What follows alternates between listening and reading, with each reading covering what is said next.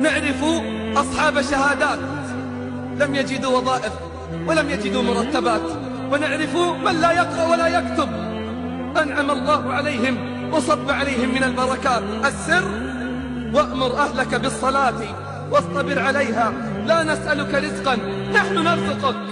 جاء أحدهم إلى أحد الصالحين يشتكي ارتفاع الأسعار والأثمان. قال الصالح: والله ما أبالي لو أن حبة الشعير بدينار، علي أن أعبده كما أمرني وعليه أن يرزقني كما وعدني. علي أن أعبده كما أمرني وعليه أن يرزقني كما وعدني. وما خلقت الجن والإنس إلا ليعبدون ما أريد منهم من رزق وما أريد أن يطعمون.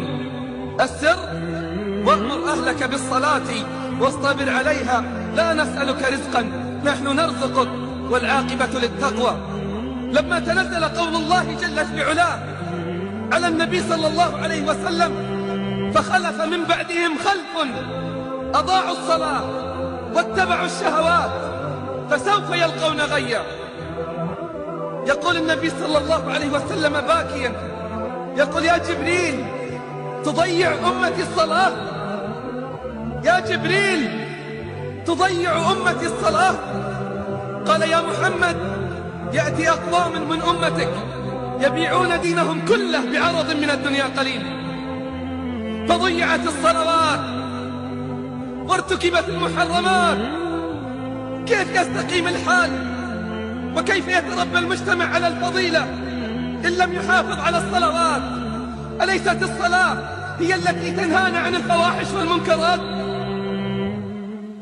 أليست الصلاة هي التي تنهانا عن الفواحش والمنكرات؟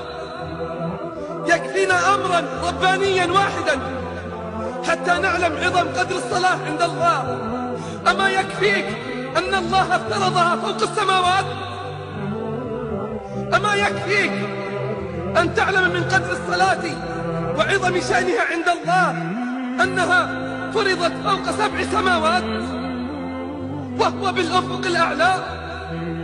ادنا فتدلى فكان قاب قوسين أو أدنى فأوحى إلى عبده ما أوحى.